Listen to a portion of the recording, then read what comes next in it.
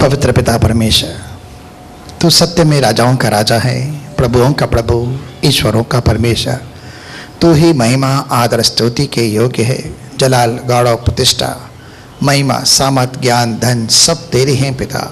हमें स्तुति, आराधना, धन्यवाद की बेटों के साथ आपके नाम के प्रति अर्पित करते हैं। हमारी सारी बेटों को पिता आप स्वीकार करें और प्रसन्न होकर हमारे मध्य में अपनी आत्मा की हुजूरी को ले आएं और हमें तेरी आत्मा के द्वारा छूकर आशीष करें, क्योंकि तेरे आने से न केवल आनंद की भरपूरी होती है लेकिन आज़ादी भी होती है। तो पिता हमें व्यर्थ चिंताओं से आज़ाद कर प्रभु। वो सारे ख्याल, वो सारे विचार, वो सारे भावनाएं जो हमें दिन प्रतिदिन परेशान करते रहते हैं प्रभु, तेरी आत्मा की हुजूरी में हमें इन सारी व्यर्थ चिंताओं से आज़ाद कर और हमारे मनों को शांति, आनंद से भर। और यीशु मसीह के नाम से इन अद्भुत गवाहियों के द्वारा हम तेरा धन्यवाद करते हैं। ये सब बातें प्रकट करती है कि प्रभु यीशु आप सत्य में जीवित परमेश्वर है। दुआओं को सुनते हैं और अद्भुत रीति से हमारी रक्षा सुरक्षा करते हैं और हमें बचाते हैं। आपका दिल से धन्यवाद। और धन्यवाद के साथ प्रभु इन सारे दशवांश अर्पण और उठाने की बेटों के लिए जो तेरे भवन में आए, यदि तू हमें न देता तो हम कुछ भी प्राप्त नहीं कर सकते थे, परंतु तूने ही दिया और तूने इसकी बराबर की, जिसका कुछ अंश हम तेरे घर के अंदर ले आए, तेरे भंडारों में लाए हैं। हमारी बेटों को स्वीकार कर, इन्हें पवित्र कर। जैसे 5 रोटी 2 मछली को आपने आशीष किया और धन्यवाद दिया और कई हजारों ने खाया, आज मैं दुआ करता हूँ वही आशीष कलीसिया के हर भाई बहन के जीवन के अंदर आए। महिमा के धन के अनुसार हर एक के जीवन के अंदर आशीष आने पाए और न केवल स्वर्ग की तमाम आत्मिक आशीषों के मैं हर एक के ऊपर घोषणा करता हूँ कि होने के लिए, लेकिन इनके विषय में जो विपरीत बातें हैं वो सब जो शैतान की ओर से सब दूर होने पाए। लेकिन दुआ करते कि हर एक के जीवन में हर तरह की भलाई और आशीष तेरे द्वारा आने पाए। और आज के शब्द के लिए दुआ करते हैं, तेरे दास को आशीष कर और तेरी आत्मा के सामर्थ्य भर। उन गूढ़ और रहस्यमयी बातों को, उन स्वर्ग के वेदों को तेरी आत्मा के द्वारा प्रकाशन देकर आशीषित कर, ताकि प्रभु उन बातों को हम जानकर अपने आप को इन अंतिम दिनों के अंदर तैयार कर सके और प्रभु अपने आप को निर्दोष तेरे प्रेम के अंदर पवित्र बना सके। प्रभु आपका दिल से धन्यवाद करते हैं, सारा आदर तुझे देते हैं प्रभु यीशु मसीह के पवित्र नाम से। एक जोरदार ताली देंगे परमेश्वर की महिमा के लिए। और भाई हरीश गलानी का हम परमेश्वर की वेदी के ऊपर स्वागत करते हैं।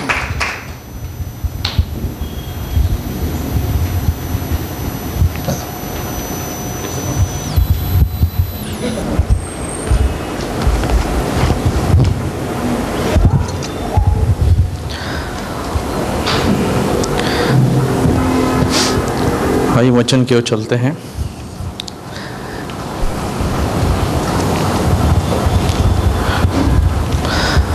रोमियो की पत्री उसका 11 अध्याय उसका 25 से हम पढ़ना आरंभ करते हैं। हे भाइयों, कहीं ऐसा न हो कि तुम अपने आप को बुद्धिमान समझ लो। इसीलिए मैं नहीं चाहता कि तुम इस भेद से अनजान रहो कि जब तक अन्य जातियां पूरी रीति से प्रवेश न कर ले, तब तक इज़राइल का एक भाग ऐसा ही कठोर रहेगा। आगे, और इस रीति से सारा इज़राइल उद्धार पाएगा, जैसा लिखा है कि छुड़ाने वाला सिय्योन से आएगा और अभक्ति को याकूब से दूर करेगा। हालेलुया। अब हम इस बात को जब हम देखते हैं, यहाँ पर पौलुस जो हैं वो अन्य जाति को बारे में कुछ यहाँ पर बता रहे हैं। जब यह पत्र लिखा गया था, यह अमूमन जो है वहाँ के जो यहूदी थे, ज़्यादातर अधिकांश भाग उनके लिए, उनको समझाने के लिए लिखा गया है। जब हम इसको पढ़ते हैं, इस बात को यहाँ पर थोड़ा सा हम समझते हैं, पौलुस जो है वह एक भेद को बताने की कोशिश कर रहा है। यहाँ पर वह कहता है, हे भाइयों, कहीं ऐसा ना हो कि तुम अपने आप को बुद्धिमान समझ लो। इसीलिए मैं नहीं चाहता कि तुम इस भेद से, किससे? इस भेद से तुम क्या रहो? अनजान रहो। अब कौन सा भेद है? वह आगे लिख रहा है कि जब तक अन्य जातियां पूरी रीति से प्रवेश न कर लें, तब तक इज़राइल का एक भाग क्या रहेगा? जब परमेश्वर ने पौलुस को चुना, उस समय पौलुस जो था वह कलीसियाओं को क्या था, उससे पहले सताने वाला था। हमने गलातियों में पढ़ा था कि वह दमिश्क नगर को जा रहा था। अगर आप प्रेरितों की पत्री को अच्छे से पढ़ेंगे तो आपको पता चलेगा कि उसे व्यवस्था के लिए बहुत सारी धुन थी, और उसका शिक्षक जो था, जो उसको सिखाने वाला था व्यवस्था, वह गमलीएल था। और पौलुस ने उसके द्वारा व्यवस्था को यानी पुराने नियम को बहुत अच्छे से समझा था, सुना था, और उसे परमेश्वर के लिए क्या थी, एक धुन थी करके। जब उसने यीशु मसीह के बारे में सुना कि किस रीति से यीशु के जो लोग हैं वह किस रीति से परमेश्वर के द्वारा कहते हैं कि यह उसका बेटा है करके, तो शुरुआत के दिनों के अंदर जो जहां जहां कलीसिया स्थापित हुई, उसने उनके विरुद्ध में बातें की, उनको मारना आरंभ किया, उनको सताना आरंभ किया। और जब वह दमिश्क के मार्ग पे जा रहा था, उस परिस्थिति के अंदर जब परमेश्वर से उसका इनकाउंटर होता है, और फिर जब परमेश्वर उसकी क्या करता है, पूरी तरीके से अगुवाई करता है, और कैसे परमेश्वर उसको अपने लिए कहता है कि मैंने इसको अलग किया है ताकि यह अन्य जातियों के लिए क्या करे, सुसमाचार लेकर जाए। अगर आप गलातियों की पत्री अच्छे से पढ़ेंगे, वहां लिखा है कि मैं परमेश्वर के द्वारा चुना हुआ एक प्रेरित हूं, और प्रेरित पढ़ेंगे वहां लिखा है कि अन्य जातियों के लिए परमेश्वर ने मुझे क्या किया है, प्रेरित करके ठहराया है, ताकि मैं अन्य जाति के पास भेजा जाऊं और वहां पर जाकर मैं उन्हें क्या दूं, सुसमाचार दूं। तो हम सब अन्य जाति से आते हैं, जितने भी यहूदी के बाहर हैं, हम सब क्या हैं, अन्य जाति से आते हैं। तो कलीसिया के अंदर हम कहते हैं, जब यहूदियों ने यीशु मसीह का इनकार किया, तो परमेश्वर ने क्या किया, अपने इकलौते पुत्र के द्वारा सबको बुलाहट दी। हम पढ़ते हैं ना यूहन्ना 3:16, ताकि जो कोई उस पर विश्वास करे, जो कोई, वहां कोई ऐसा नहीं लिखा है कि कोई कुल का हो, कोई राष्ट्र का हो, जो कोई विश्वास करता है अनंत जीवन उसको मिलता है। तो परमेश्वर ने अन्य जातियों के लिए एक योजना ठहराई कि अगर आप विश्वास करते हो, उसने अपने चेले से भी कहा था, तू तो देखकर विश्वास करता है, धन्य है वह जो बिना देखे विश्वास करता है। हालेलुया। हमने यीशु को देखा नहीं, हमने यीशु को क्रूस पे चढ़ने के लिए पहले हमारे पास कोई भी किताब नहीं थी भविष्यवाणी की, हमने कभी भी यीशु मसीह को विषय में पहले ना सुना था, हमने उसको अपना उद्धारकर्ता करके ग्रहण किया। हालेलुया। क्यों किया? क्योंकि परमेश्वर की आत्मा ने आपको और मुझे क्या दिया, प्रेरणा दिया और मन फिराव का अवसर दिया, वरदान दिया करके। यही पौलुस जब खुद परमेश्वर की आत्मा से भरकर जब उस रीति से उसने परमेश्वर के कार्यों को समझा, तब परमेश्वर ने इसके ऊपर एक दायित्व सौंपा। मैंने आपको बताया था कि जब पौलुस पहले शाऊल से पौलुस बना, तब ऐसा नहीं है कि सीधा परमेश्वर ने उसके साथ में बातें की। वह अरब देश को गया था, सऊदी अरब को गया था, जहां पर सीने पहाड़ था। उसने वहां पर जाकर परमेश्वर ने उससे एकांत में बात की, और यह सीने पर्वत क्या है, जहां पर मूसा को परमेश्वर की व्यवस्था मिली।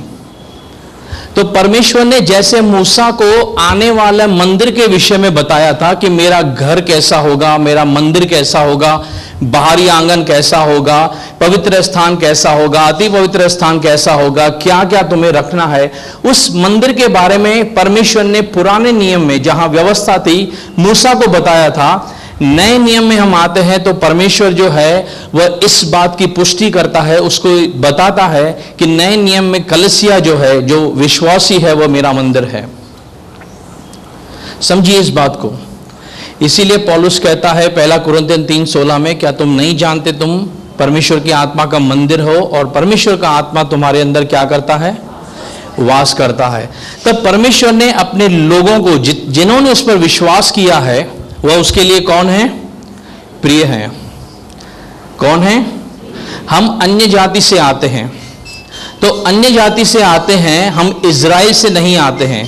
इस बात को समझिए, हम शारीरिक रूप से हम यहूदी नहीं हैं, लेकिन हम आत्मिक रूप से कौन है, परमेश्वर के निज लोग हैं। जैसा पतरस पुष्टि करता है कि हम उसका चुना हुआ वंश है, राज पदाधिकारी हैं, याजकों का समाज है, उसके निज लोग हैं। और यह भी लिखा है कि इब्राहिम की आशीष यीशु के कारण अन्य जाति तक जाती है। तो हमारे पास यीशु मसीह का जो पूरी तरीके से उद्धार है वह कैसे आया है? विश्वास के द्वारा।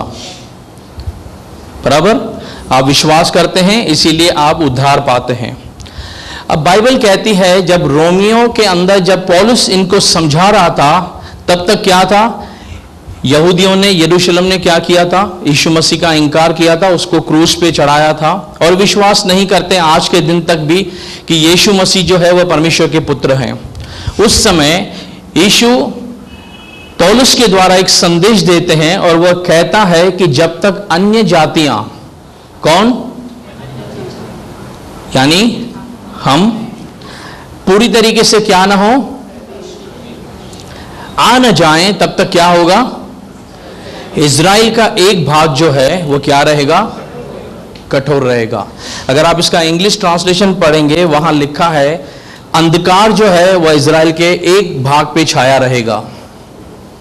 2 कुरिन्थियन 4:4 में लिखा है कि संसार के ईश्वर ने उनकी आंखों को बंद करके रखा है, अंधा कर दिया है, ताकि मसीह जो है, जो परमेश्वर का सितारा है, वह उनके ऊपर क्या हो? न चमकने पाए। तो बाइबल बताती है कि इस बात की पुष्टि करती है कि अन्य जातियां पहले क्या होंगी?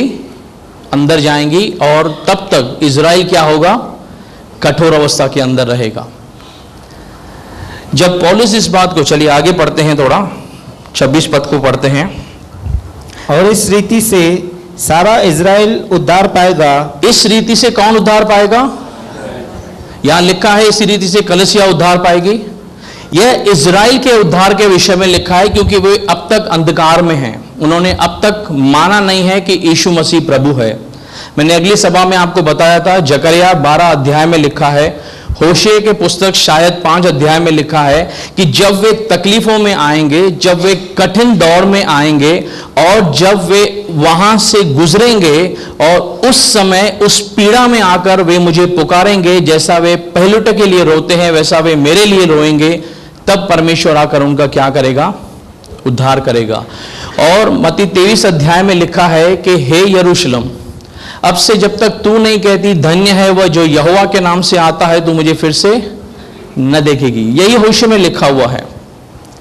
कहने का तात्पर्य यह है कि जब तक इज़राइल मन नहीं फिराता तब तक उनका उद्धार नहीं होगा।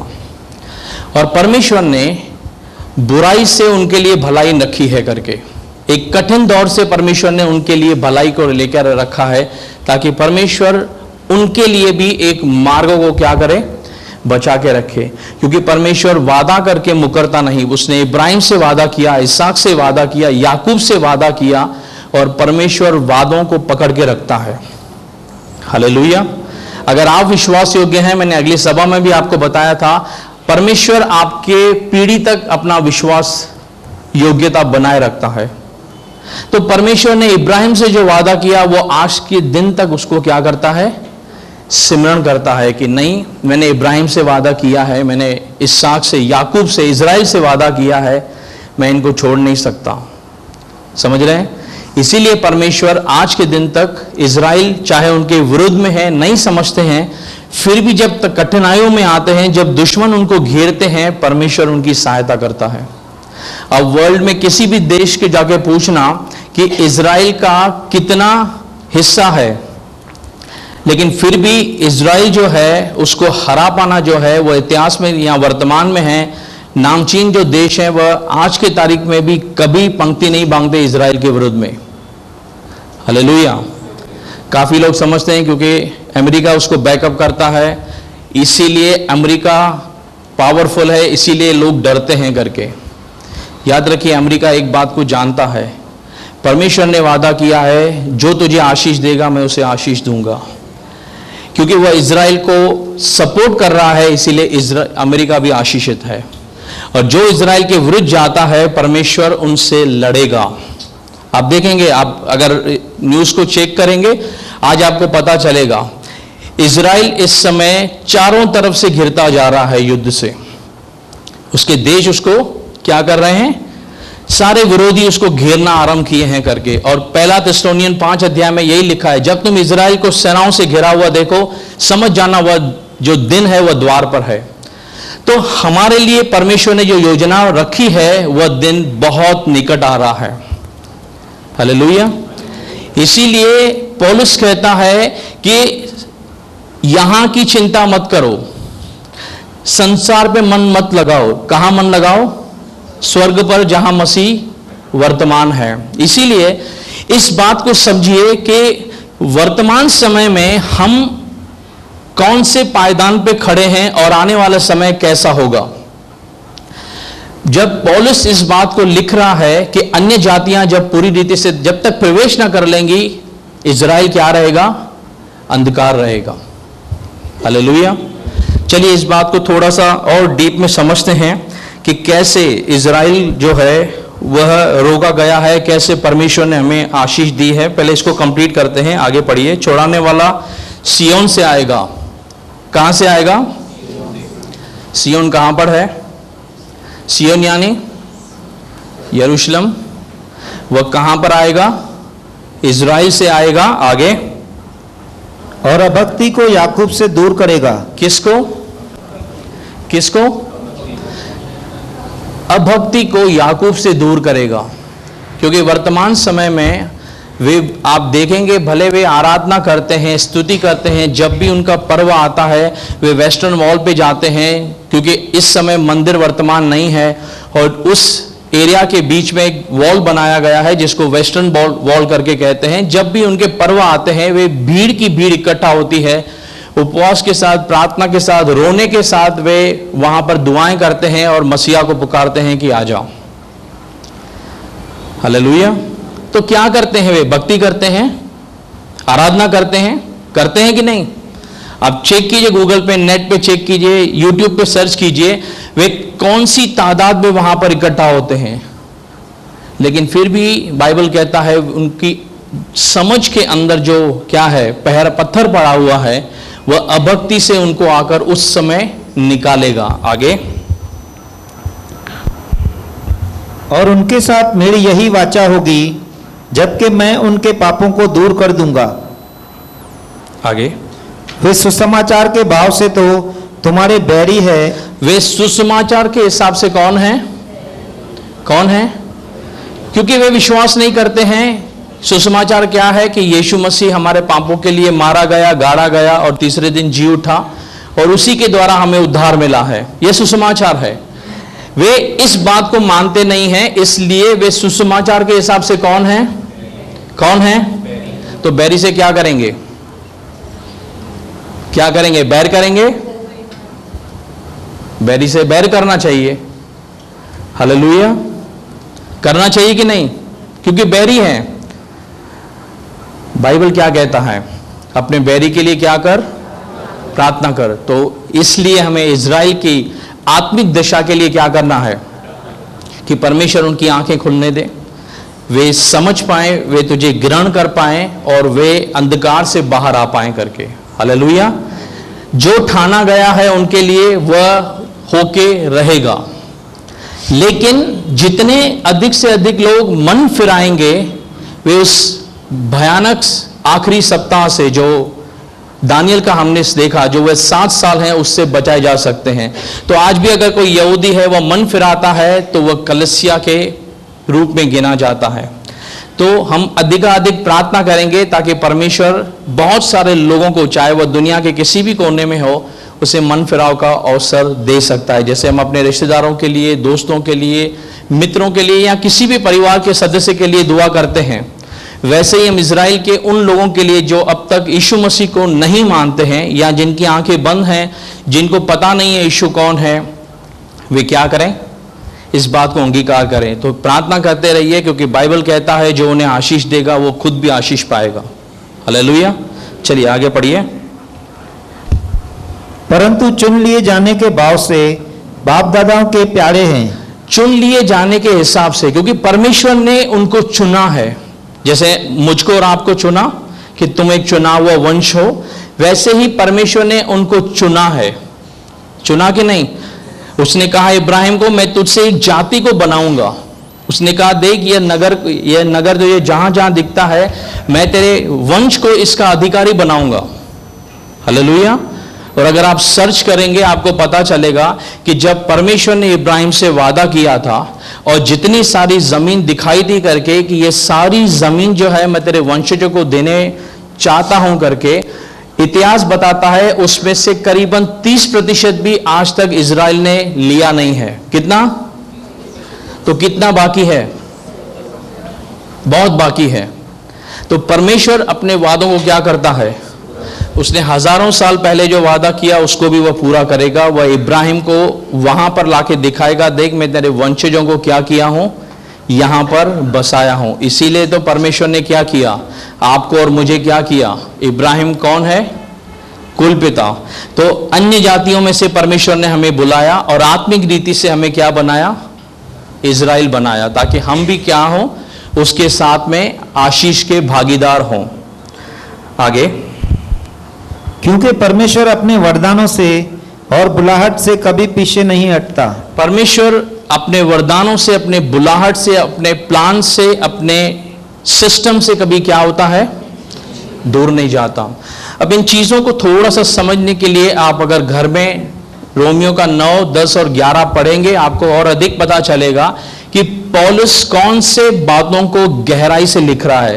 पौलुस एक संदेश दे रहा है कि इजराइल जो है वह वर्तमान परिस्थिति के अंदर ऐसी दशा में है, वह गिराया गया है। लेकिन वह अन्य जातियों को साथ साथ एक संदेश भी देता है कि तुम इस बात से घमंड न करना कि परमेश्वर ने इजराइल को क्या किया? गिरा दिया। अगर परमेश्वर जो उसके निज लोग हैं उनको छोड़कर तुम्हारे पास आ सकता है, तो इस बात को समझना कि अगर तुम लोग लापरवाही बरतते हो तो अगर वह अपने लोगों के साथ छोड़ सकता है तो वह तुम्हारे साथ भी वैसा बर्ताव कर सकता है। हालेलुया। समझ रहे हैं बात को? अगर आपको लगता है मैं विश्वासी हूं, मैंने मन फिराया है, मैं कुछ भी करता रहूंगा और स्वर्ग जाऊंगा, और अगर आपने ऐसा प्रचार ही सुना है करके, तो आपने गलत सुना है। जब प्रकाशित वाक्य में कलीसियाओं को संदेश दिया गया है, वहां पर हर एक कलीसिया को यीशु मसीह ने एक बहुत स्पष्टता के रूप में कहा है, मैं तेरे अंदर यह खोट पा रहा हूं, अगर तुझे जय पानी है इससे निकलो। हालेलुया। अगर ऐसा नहीं होता तो वह संदेश वहां पर नहीं दिया जाता। परमेश्वर नहीं चाहता कि उसकी कलीसिया में, उसके लोगों के बीच में कोई भी ऐसी चीज पाई जाए जो अशुद्ध हो या उसके वचन के विपरीत हो।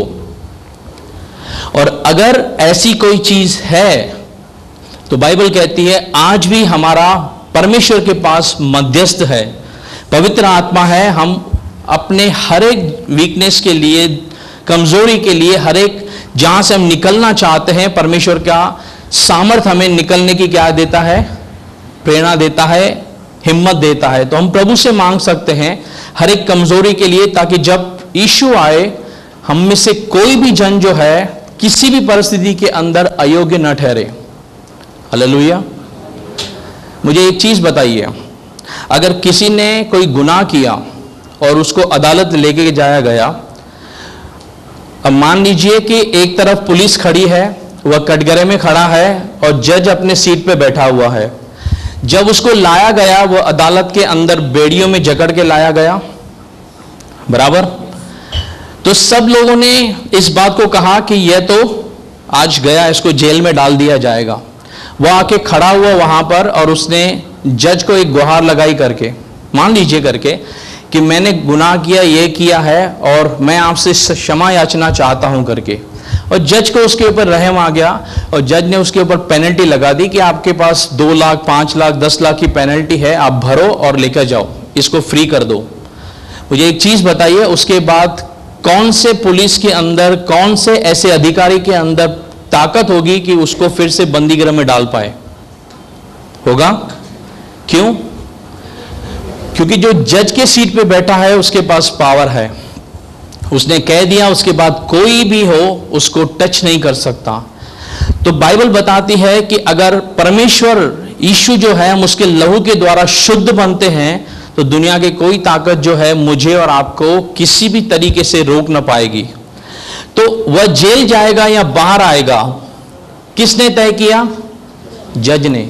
तो मैं योग्य हूं या अयोग्य हूं, कौन तय करेगा? जो जज के सीट पे बैठा है। और प्रकाशित वाक्य कहती है, मैंने सिंहासन पे मेमने को बैठा हुआ पाया। कौन बैठा है? मेमना बैठा है।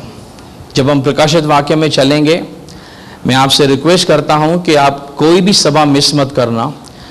जब हम खास करके जब पहला अध्याय में जाएंगे, वहां पर एक यीशु का दर्शन है। जब हम उस दर्शन को देखेंगे, आप कॉपी पेन जैसा आपको ड्राइंग आती है आप बनाने का कोशिश करना।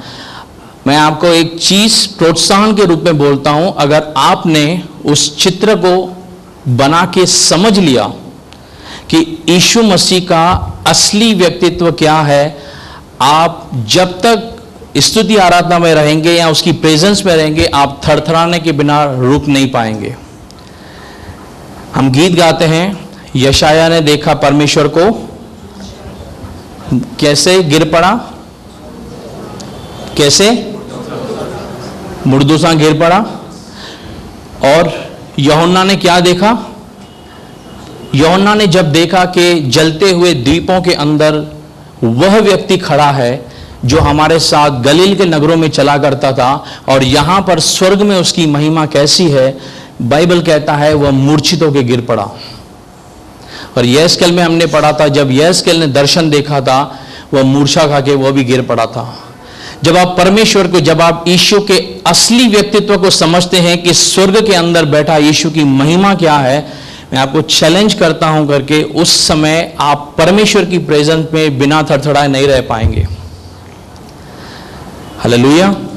तो जब यीशु को जानना, बाइबल कहती है यिर्मयाह के अंदर, यदि तू घमंड करना चाहे, इस बात में घमंड कर कि तू मुझे जानता है, मुझे समझता है। यीशु मसीह को जब हम जान लेंगे, यूहन्ना को, एक यूहन्ना के मानसिकता से सोचिए, जब वह गया होगा उसने देखा होगा ये दिखने में तो यीशु दिखता है, लेकिन हमारे साथ जब चलता था हमने इसको पहचाना नहीं है, इसकी इतनी महिमा है। जब उसने देखा उस दर्शन को, जब वो कहता है, जब वहां पर होता है पवित्र, अति पवित्र सेनाओं का परमेश्वर, 24 धर्मदूत उठते हैं और उसको दंडवत करते हैं, वे गिर जाते हैं नीचे, और बिलोर किसी वहां पर सेना है जो वहां पर क्या करती है, उनके साथ में परमेश्वर की महिमा गाती है। और जैसे यूहन्ना इस बात को देखता है, वही परमेश्वर का अभिषेक जो उनके ऊपर था वह उसके ऊपर प्रभाव डालना चालू करता है, और वह उस अनॉइंटिंग के अंदर, उस अभिषेक के अंदर खड़ा नहीं रह पा रहा था। हालेलुया। कभी आपने महसूस किया है जब आप परमेश्वर की ऐसी प्रेजेंस में जाएं, जब मूसा को जलती हुई झाड़ी में दर्शन दिया प्रभु ने, कहा यह चीज, यह जगह पवित्र है, यहां पर जूते निकाल के आ जा करके। और जब वह वहां गया था, वहां पर मूसा ने वह प्रेजेंस को फील किया था। हालेलुया। परमेश्वर से प्रार्थना कीजिए, परमेश्वर वैसी उपस्थिति में लेके चल हमको। मेरा टॉपिक ये नहीं है, लेकिन परमेश्वर अगुवाई कर रहा है। चलिए इसके लिए आपको प्रोत्साहन देने के लिए कहते हैं, जब आप कलीसिया आते हैं, जब आप अपने पर्सनल लाइफ में जाके स्तुति करते हैं, आराधना करते हैं, उस समय आप प्रभु से प्रार्थना कीजिए कि परमेश्वर आपको प्रेरणा देगा, वह आपको उस उपस्थिति में लेकर आए। एक गवाही मुझे याद आती है, मैं आपसे शेयर करता हूं। करीबन मैं समझता हूं 20 साल पहले की बात है, हमारे बीच में, तब हम यहाँ नहीं थे, पास्टर जी आते थे, उनका नाम था पास्टर स्टीवन। पास्टर जी को याद होगा, उन्होंने एक बार गवाही दिया था करके। उन्होंने कहा था, जब मैंने यीशु मसीह को पहले पहचाना नहीं था, तब मैंने उनको एक चीज कहा कि जब तक मैं आपसे मिलूंगा नहीं, जब तक मैं आपको देखूंगा नहीं, मैं विश्वास नहीं करूंगा। तो उन्होंने एक पास्टर से पूछा कि मुझे क्या करना चाहिए। उन्होंने उनको बताया कि तू घर जा, अपने कोठरी को बंद कर और तू उससे प्रार्थना कर, वह तुझे गुप्त में मिलेगा। और उन्होंने कहा कि मैं घर पे गया, अपने रूम का दरवाजा बंद किया और क्या करने लगा, मैं प्रभु की इबादत करने लगा, मैं उससे प्रार्थना करने लगा, और करते करते वो ऊबने लगा। तो जब ऊबने लगा तब वह सोच रहा था कि कुछ नहीं हो रहा है करके। तब फिर से उसको प्रेरणा मिली कि परमेश्वर के सामने और तू गहराई में जा। वह और ज़्यादा परमेश्वर को रोक के प्रार्थना करने लगा है। उसने कहा जैसे जैसे मैं और परमेश्वर के करीब जाने लगा मेरे आंसू बहने लगे और मुझे समय का तो अंदाज़ा नहीं था करके। और वो बता रहे थे कि मैं बेड के किनारे बैठा था और अचानक से एक बड़ी सी आवाज़ आई और जो छत थी मैंने उसको देखा, वह छत उड़ गई और छत से उड़ते ही मुझे आसमान दिखने लगा और मैं वहां पर बहुत हैरान हो गया कि ये क्या हो रहा है, छत कहां गई। और जब उसने देखा तब उसको वहां से एक श्वेत वस्त्र पहने हुए व्यक्ति आता हुआ दिखाई दिया जो उसके सामने आके खड़ा हुआ। और जब उसने यीशु मसीह को दर्शन में देखा तो वो पास्टर जी गवाही दे रहे थे करके कि मैं वहां पर जब खड़ा था मेरे पैर कांप रहे थे और जैसे मैं मुर्दों के समान नीचे गिर गया।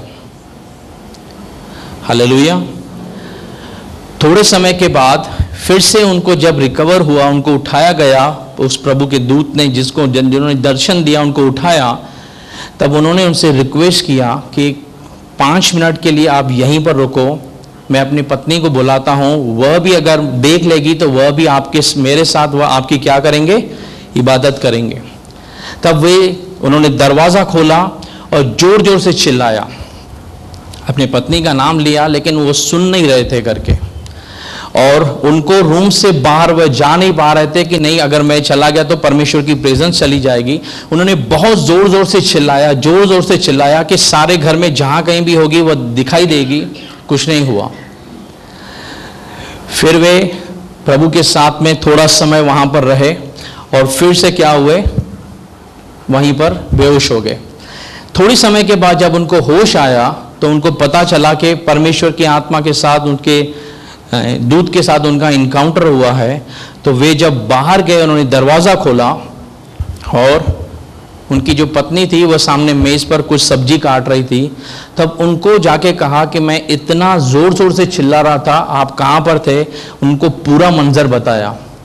तो उनकी पत्नी कहती है कि अगले 2 घंटे से मैं यहीं टेबल पर इस दरवाजे के खुलने का इंतज़ार कर रही हूँ। क्या बोले उन्होंने, मैं यहाँ पर 2 घंटे से बैठी हूँ और आपके दरवाजे के खुलने का इंतजार कर रही हूं, यह दरवाजा खुला नहीं है।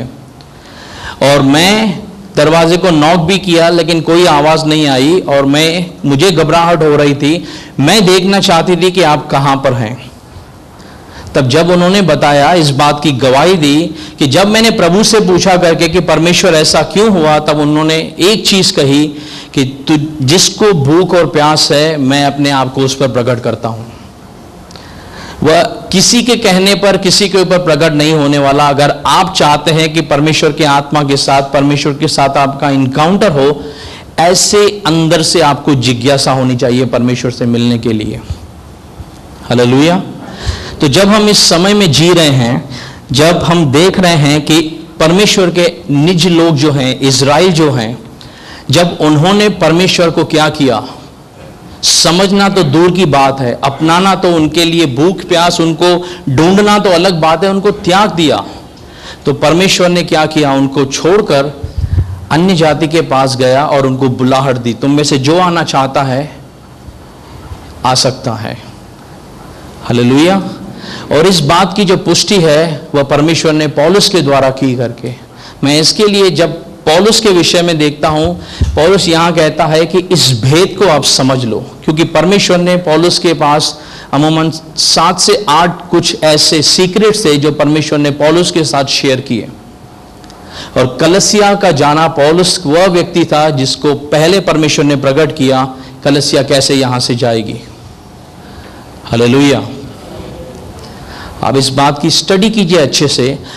यही चीज है, यूहन्ना जब पद्मोस टापुस पे था, उसके बाद परमेश्वर जब वहां पर उसको आत्मा में लेकर गया, तब उसने स्वर्ग का दर्शन उसको दिखाया और आने वाली घटनाओं के विषय में यूहन्ना को दर्शन में पता चला क्या क्या होने वाला है। लेकिन यही पौलुस जो है, परमेश्वर ने सीने पर इसको सब कुछ पहले से प्रकट कर दिया और ये बाइबल में इसकी पुष्टि की जाती है। हालेलुया। जब हम चलेंगे प्रकाशित वाक्य में, मैं आपको इस बात की पुष्टि करके बताऊंगा कि कैसे यूहन्ना से पहले परमेश्वर ने पौलुस को इस बात के लिए बताया करके, और जब पौलुस इस बात को समझ के आता है तो याद रखिए, एक शाऊल जो कलीसियाओं को सता रहा था, परमेश्वर ने इसको बदल के एक लाइव बॉम्ब बना दिया कि अब तुम इसके सामने खड़े रहो और देखो किस रीति से परमेश्वर की आत्मा से बाधित होकर यह अन्य जातियों के पास गया, और जहां जहां परमेश्वर का आत्मा उसे लेकर गया वहां वहां बहुत सारा रिवाइवल आया। हालेलुया। एक प्रभु के दास थे, उन्होंने एक सीरीज लिखी थी और उस सीरीज के अंदर एक बुक लिखा था, one word from God can change your destiny. एक परमेश्वर की ओर से आया शब्द आपकी मंजिल बदल देगा। One word from God can change your family. परमेश्वर के द्वारा आया हुआ एक रिवाइवल का शब्द आपके परिवार को बदल के रख सकता है। हालेलुया। एक शब्द काफी है परमेश्वर का मेरे और आपके लिए सब कुछ पूरा बदल के रख देने के लिए। सोचिए, इस पौलुस को परमेश्वर ने एक पिटारा दे दिया, हालेलुया, लेकिन उसके साथ जिम्मेदारियां दी करके, और परमेश्वर पौलुस के द्वारा जो कार्य करता है, इसमें ऐसा नहीं है कि पौलुस को कोई ऊंचा उठा रहा हूं, लेकिन परमेश्वर ने उसको एक खास मकसद से अलग कर किया था करके। वह कहता है मेरे अंदर एक कांटा चुभाया गया है, मैंने प्रभु से प्रार्थना की है, लेकिन वह कहता है मेरा अनुग्रह तेरे लिए काफी है। हालेलुया। तो इस बात को समझ लेते हैं करके कि पौलुस की यात्रा आसान नहीं थी, लेकिन फिर भी पौलुस कहता है मैंने अपनी यात्रा पूरी की है और स्वर्ग में मेरे लिए क्या रखा है? मुकुट रखा है। अब मैं उसको पाने के लिए जा रहा हूं। तो याद रखिए, आपको मुकुट यहां पर चाहिए या स्वर्ग में चाहिए, यह हमें तय करना है कि लोग मेरी प्रशंसा करने चाहिए या परमेश्वर मेरी प्रशंसा करने चाहिए। यह मुझे सोचना है कि मेरा जो कार्य है वह परमेश्वर के ऊपर बना हुआ चाहिए या वह मनुष्य के ऊपर बना हुआ मैं रखना चाहता हूं। मैं जो परमेश्वर की आराधना करता हूं, मैं जो परमेश्वर की सेवा करता हूं, वह व्यक्तियों के लिए करता हूं या उस परमेश्वर के लिए करता हूं। हालेलुया। जब आप परमेश्वर के लिए सेवा करते हैं, जब आप परमेश्वर को पहला स्थान देके हुए चलते हैं, बाइबल बताती है वह बहुत सारे चीजों के अंदर क्या करता है? आपका मार्गदर्शन करता है। इसीलिए जब आप परमेश्वर के पीछे चलना चाहते हैं तो अपने लाइफ के अंदर कुछ नियम बनाइए। क्या नियम बनाइए? आपकी बुलाहट जो है वह क्या है? व्यक्तिगत रूप में प्रभु ने आपको चुना है। जब आप मार्केट से कोई बोतल भी लेकर आते हैं तो उसका एक काम रहता है कि नहीं? आप पैसा खर्चा करके कुछ लेकर आते हैं, वह किसी काम के लिए होती है। परमेश्वर ने आपको चुना है और यह शरीर के अंदर प्रभु ने अगर आपको चुना है तो आपका एक काम है, तो उस काम को पूरा कीजिए। दूसरी चीज, परमेश्वर ने आपको बुलाया है। जब उसने इज़राइल को मिस्र से निकाला था तो फिरौन को संदेश दिया था मेरे लोगों को जाने दे ताकि वे जाएं और क्या करें? क्या करें? क्या करें? जोर से बोलिए। आराधना करें या कनान में जाके वहां पर दूध और मधु जो है उसको ले लें? आराधना। तो कनान में जाओगे और वहां पर दूध की और मधु की धाराएं बहती हैं। ये क्या था? यह उसकी ओर से ब्लेसिंग्स है। लेकिन इजरायली निकले थे, तब इजरायलियों ने क्या देखा?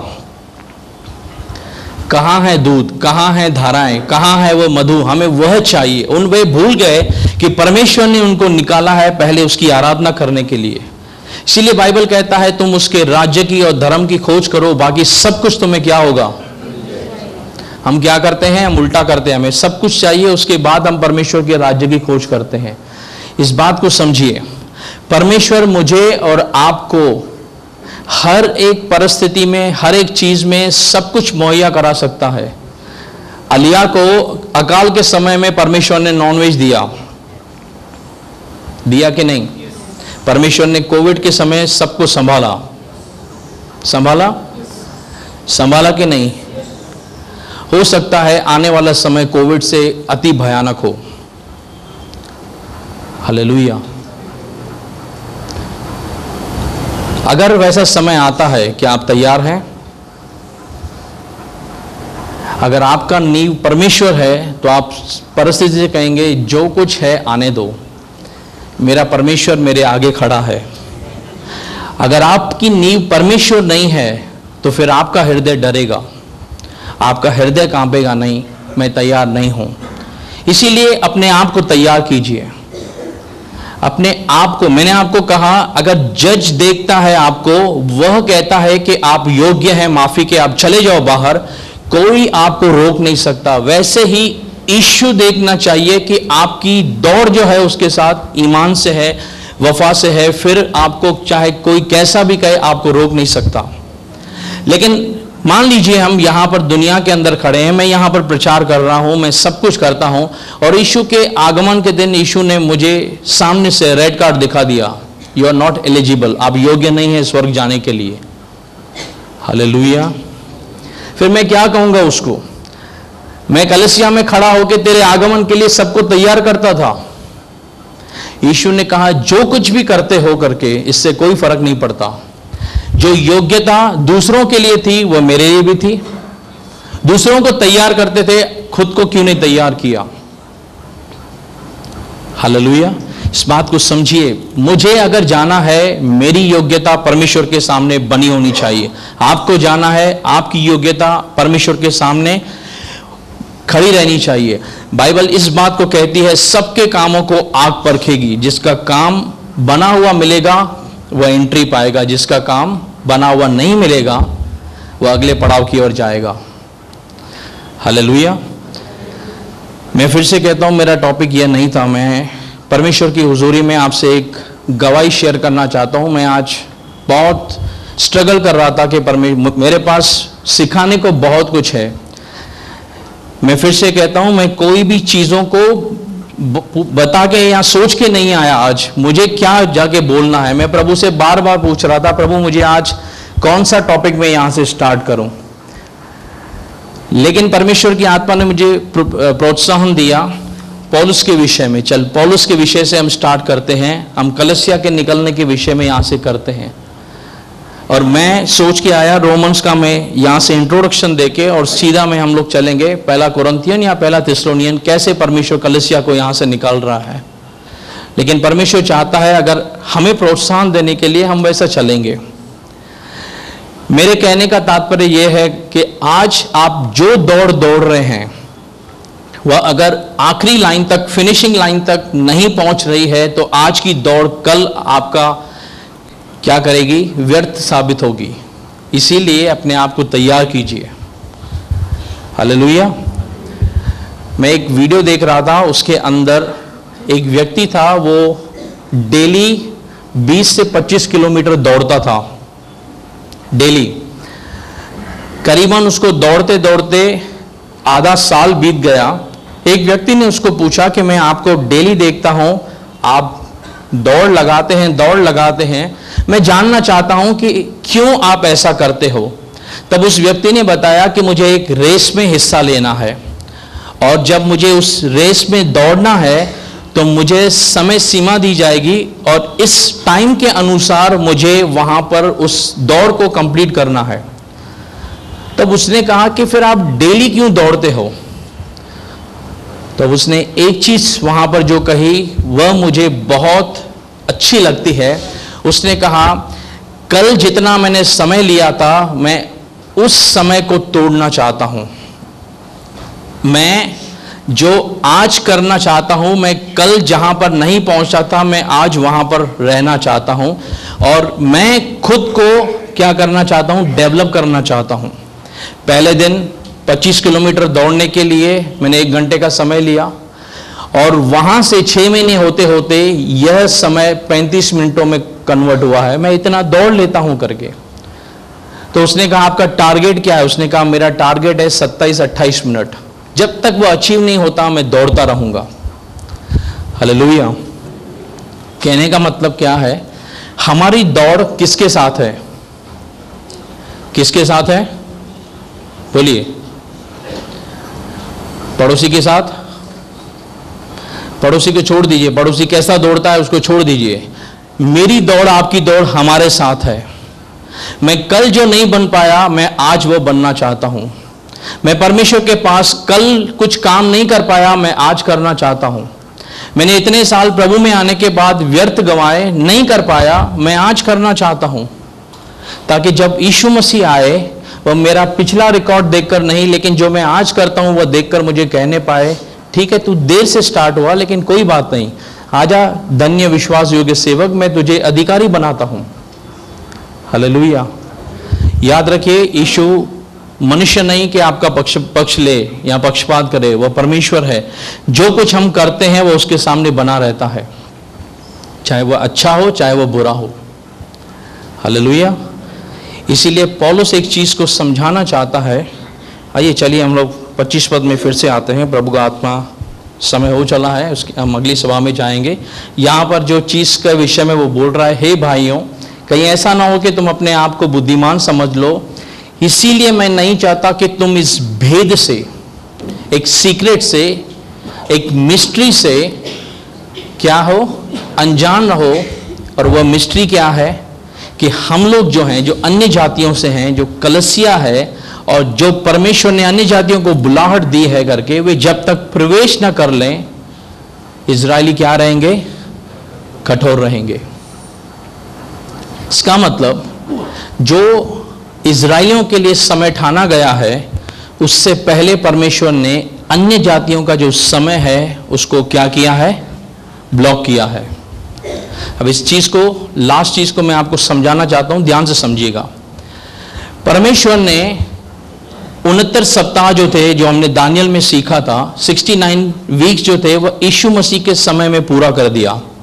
बराबर 69 सप्ताह खत्म हुए, यीशु मसीह क्रूस पे चढ़ाया गया, और आखिरी सप्ताह के लिए परमेश्वर ने उनको, शैतान को वह 7 साल देके रखे हैं, एक हफ्ता यानी 7 साल, जिसमें वह उनके साथ वाचा बांधेगा। लेकिन परमेश्वर ने उन्हें बताया था कि जब 70 सप्ताह समाप्त होंगे तब इजराइलियों को अपराधों से, पापों से छुटकारा मिलेगा, युग युग की धार्मिकता स्थापित की जाएगी और पूरी तरीके से इजराइल बहाली होगा। हालेलुया। दानियल को परमेश्वर बताता है इजराइल का आत्मिक उद्धार कब होगा। तो 69 सप्ताह और 70 सप्ताह के बीच में ऐसा क्या हो गया जो इतना 2000 साल का गैप आ गया। उसके दो मुख्य रीजन है। सबसे पहले तो इजराइल था नहीं। अगर 70वां सप्ताह पूरा होना चाहिए तो इजराइल होना चाहिए। इजराइल इतने सालों तक, करीबन 1800 साढ़े 1800 साल तो इजराइल नक्शे में नहीं था। तो इजराइल वापस आता है 1948 में। तो 1948 के बाद आज तक वे 7 साल शुरू नहीं हुए, क्योंकि इजराइल ने मन नहीं फिराया। इजराइल को उस 7 सालों के अंदर गुजर कर जाना है और उस कष्टों में आकर वे परमेश्वर को पुकारेंगे और यीशु मसीह क्या करेगा, उनके अधर्म से उनको छुटकारा देगा। Hallelujah, hallelujah. लेकिन ये 7 साल कब शुरू होंगे, सवाल है ना। ये 7 साल कब शुरू होंगे। अब यह जो चीज है, इस चीज को आप समझिए। पौलुस यहां पर कहता है जब तक अन्य जातियां पूरी रीति से प्रवेश नहीं कर लेती, कौन कठोर रहेगा। इसीलिए जब तक कलीसिया, जब तक अन्य जातियां पूरी तरीके से परमेश्वर के पास नहीं आती हैं, वह समय जो है, वह क्लॉक जो है, उसको स्टॉप किया गया है। तो 69 सप्ताह और 70 सप्ताह के बीच में कौन है अभी, कलीसिया, अनुग्रह का पीरियड, जब परमेश्वर ने अन्य जातियों को बुलाहट दी है कि तुम चलो बैठ के। हम सीखेंगे आगे, जब हम जाएंगे 1 कुरिन्थियों में, आगे चलेंगे कैसे परमेश्वर ने इस प्लान को रखा है करके, और परमेश्वर अब डील कर रहा है करके। जब मैंने अनुग्रह दिया, अब इस बात को समझिए, परमेश्वर किसके लिए आया, इजराइल के लिए। इजराइल ने अयोग्यता दिखाई, परमेश्वर किसके पास गया, अन्य जाति के पास। तो जब तक परमेश्वर अन्य जातियों के साथ पूरी तरीके से डील नहीं कर लेता, वह इजराइल के पास नहीं लौटने वाला। समझे। अभी अन्य जातियों का समय शुरू है। भले हम अंतिम समय में हैं, इजराइल फिर से बहाली है, यह इस बात की चिन्ह है हमें यहां से निकलने का समय आ गया है। हालेलुया। और यही परमेश्वर का एक प्लान है जो पौलुस को दिखाया गया करके कि जैसे परमेश्वर कलीसिया को यहां से निकालता है, इमीडिएट वह क्लॉक जो है वह स्टार्ट हो जाएगा। हालेलुया। और जब हम आगे सीखेंगे आपको पता चलेगा एक हॉरिबल टाइम है जो पृथ्वी पर आने वाला है। मैं किसी व्यक्ति से बात कर रहा था, उसने मुझे पूछा कैसे आप उसको इंटरप्रेट करोगे, वह समय कैसा होगा। मैंने कहा मुझे एक ही चीज परमेश्वर का आत्मा बता रहा है कि अगर कोई मुर्दा भी पड़ा हो ना, उसके भी रोंगटे खड़े हो जाएं, ऐसा भयानक समय है। देखा है कभी मुर्दे को कोई आप हिलाओ कुछ फर्क पड़ता है, लेकिन मुर्दा जो है वह कांप उठे, ऐसा भयानक समय है यहां पर। और परमेश्वर ने वहां से अनुग्रह से हमें बचा लिया। लेकिन उससे पहले जब वह समय आए, शैतान चुप नहीं रहने वाला है। वह यही चाहता है कि कोई भी व्यक्ति जो है वह उद्धार तक न पहुंचे। इसीलिए लास्ट सांस तक पौलुस कहता है विश्वास योग्य रहो। कहां तक? आखिरी सांस तक विश्वास योग्यता चाहिए परमेश्वर को। तो इस बात की कोशिश कीजिए करके कि योग्यता आपको पास्टर को प्रूव करके नहीं दिखानी है, आपको योग्यता विश्वासी को प्रूव करके नहीं दिखानी है, आपको योग्यता परमेश्वर को दिखानी है कि परमेश्वर मैं योग्य हूं। तो जब तक वह आता नहीं है तब तक आप अपने आप से एक युद्ध में हैं, शैतान से भी युद्ध में हैं, अपने आप से भी युद्ध में हैं। जब आप दौड़ रहे हैं तो एक चीज देखिए, वह क्लॉक जो है वो कल से आपको आज बेटर बनाना चाहिए। कल आप क्या थे, कल आप कैसे विश्वासी थे, आज और आने वाला जो कल है उसमें आप परमेश्वर के लिए और अच्छे बनने चाहिए। हालेलुया। और सर्टिफिकेट आप मनुष्य से अपेक्षा मत कीजिए कि मुझे मनुष्य सर्टिफाई करना चाहिए कि मैं कैसा विश्वासी हूं। बाइबल कहता है जब आप द्वार पे खड़े रहेंगे आपको परमेश्वर कहना चाहिए, हे विश्वास योग्य सेवक तू आ जा। क्योंकि मैंने आपको कहा जो न्याय सीट पे बैठा है वह आप कैसे भी दिखते हो, आप शक्ल से कैसे भी हो, आप कैसी भी शक्ल बना के गए, कटघरे में खड़े हैं, आपने रो रो के बिलक बिलक के कहा मुझे माफ कीजिए, और जो जज की सीट पे बैठा है उसने आपको रिजेक्ट कर दिया।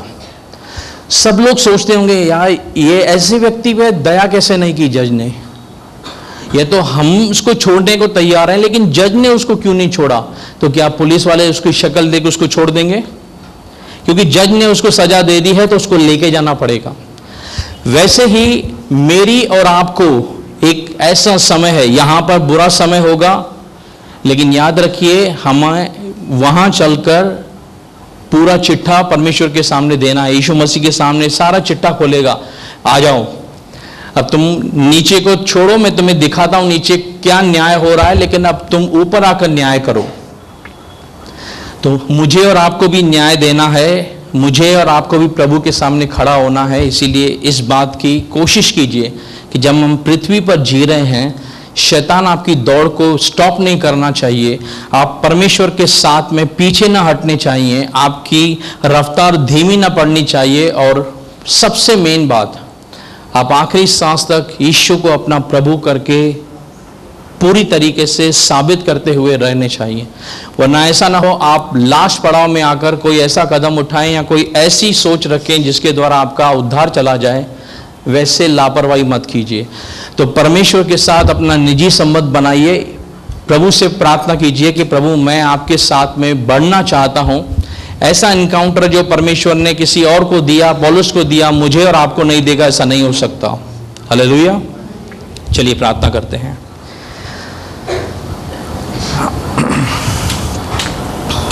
प्यारे परमेश्वर, हम आपके नाम को ऊंचा उठाते हैं, हम धन्यवाद देते हैं परमेश्वर।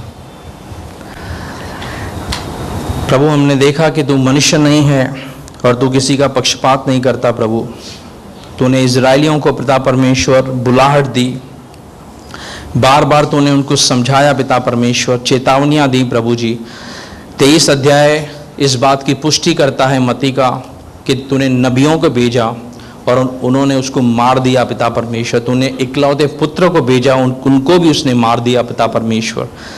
लेकिन पिता परमेश्वर अन्य जातियों में से तूने बिना देखे जो विश्वास करते हैं पिता, तूने उनको धन्य कहा पिता परमेश्वर।